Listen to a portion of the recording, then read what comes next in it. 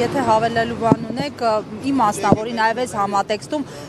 Եվրոպայում, եվրոպական տարբեր հարթակներում Փաշինյանի խոսույթին անդրադառնալով խաղաղություն, փաստորեն ասում են կա, դուք ասում եք չկա, անեքսիա եւ այլն։ Ուրեմն մինչև ձեր հարցին պատասխանելը հարգելի լրագրողներ, հաստատի ստացվում է մենք ունենք երկու իրականություն։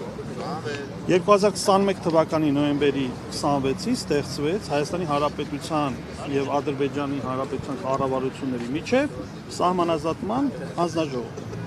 Սահմանազատման հանձնաժողովի նպատակը բոլորս գիտենք, բայց ստացվում է, որ այս սահմանազատման հանձնաժողովին զուգահեռ կա մի այլ ստվերային, ներքին, հասարակությանը ոչ հայտնի հանձնաժողով, որը ինչ-ինչ պատճառներով եւ հիմնավորումներով կարողանում է Հայաստան-Ադրբեջան սահմանամերձ հատվածներում ամրապնդել իր դիրքերը, որի մասին Հայաստանի Հանրապետության կառավարությունը ի սկզբանե նախընտրում է լռել, իսկ հիմա էլ, երբ որ պարոն Թաթյանի կողմից այս բացահայտումները արվեցին, իրանք հերքում են։ Այսինքն բանավոր պայմանավորվածությունները նկատի ունեք, բացի հանձնաժողովում քննարկվածը, այլ պայմանավորվածությունների հետևանքով են տեղի ունենում դրանք։ Եթե Հայաստանի Հանրապետության կառավարությունը չի բարձրաձայնում Ադրբեջանի զինուժի կողմից Հայաստանի սուվերեն տարածքում առաջխաղացումները, ինժեներական կահավորումները, բնականաբար մեր մոտ ստեղծում է տպավորություն եւ ենթադրություն, որ կա ինչ-ինչ պայմանավորվածություն, որի շրջանակներում այդ առաջխաղացումը տեղի է ունենում։ Հակառակ դեպքում ինչպես բացատրել։ Այսինքն այս բացահայտումների շրջանակներում բազմաթիվ նաեւ լրատվական գործակալություններ, կազմակերպություններ լրացուցիչ փորձաքննություն իրականացրեցին եւ հավաստեցին, որ այդ ամենը կեղծ չէ։ Փաշինյանի ելույթին անդրադառնալով այս համատեքստում գնալ եւ բողոքել երկրի ընդդիմությունից, հոգեվորականներից, խոսել խաղաղության մասին,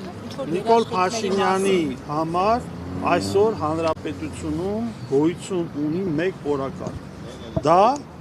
վերընտրման, ինքնաարտադրման օրակարգ։ Այդ օրակարգը փաթեթավորված է խաղաղության կարգախոսներով։ Երբ որ ընդդիմությունը բարձրաձայնում է հնարավոր վտանգների եւ անվտանգության հիմնախնդիրների մասին, իշխանությունները հակադարձում են, որ ընդդիմությունը ռևանշիստ է, որ ընդդիմությունը ցանկանում է պատերազմ։ Հավլիցի։ Ոչ մի երկրում, ոչ մի adekvat ընդդիմություն պատերազմ չի ցանկանում։ Մենք այս բացահայտումների շրջանակներում ոչ ենք անում, որպեսզի իշխանությունները ազնիվ լինեն, թափանցիկ լինեն եւ այն անդունդը, որը գոյություն ունի հիմա ժողովրդի եւ իշխանության միջեւ, կարողանան հստակ արժևորել, հասկանալ, որ իրենք այլևս չեն վայելում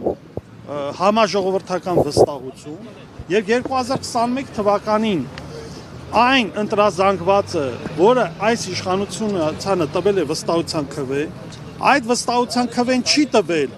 որ Հայաստանի Հանրապետության սուվերեն տարածքից 20,000 հեկտար լինի Ադրբեջանի վերահսկողության տակ։ Հիշում եք ընդդիմադիր շրջանում անընդհատ 800 հեկտար էին թմկարում։ 20,000 հեկտար։ Դա մոտավորապես համահավասար է Երևանի մայրաքաղաքի տարածքին։ Այսօր դա գտնվում է ադրբեջանական զինուժի վերահսկողության ներքո։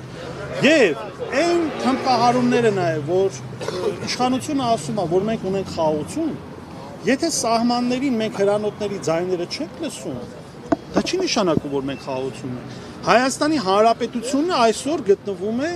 հիբրիդային պատերազմի թիրախում, եւ դա արտահայտվում է իշխանությունների կողմից եկեղեցու դեմ, պատմության դեմ, մեր ազգային ինքնության, մեր արժանապատվության դեմ տարվող պայքարում։ Եվ այս պարագայում ինչու ենք մենք այս հարցը բարձրացնում ձեր կողմից նաև ռետորական հարցադրում, որ հասարակությունը մատրիցայից դուրս գա եւ նայ իրականությանը։ Այսօր այո, ադրբեջանական զինուժը տակ պատերազմ չի վարում Հայաստանի Հանրապետությանը։ Ու հիմա չի վարի։ Ինչ ուսում ստանում է։ Ասում է սահմանադրություն փոխել։ Այս իշխանությունները ասում են կփոխեն։ Խնդրում ենք, թույլ տվեք մեզ հունիսի 7-ին վերընտրվենք, կփոխենք։ Ավելին, Սահմանադրության փոփոխման հանձնաժողովը ստեղծված է, արդարադատության նախարարներ ասեց, որ ինքը գլխավորում է այդ հանձնաժողովը։ Իսկ ինչ է լինելու այդ սահմանադրությունում, արդեն բոլորս պատկերացնում ենք, ոչ մի լավ բան։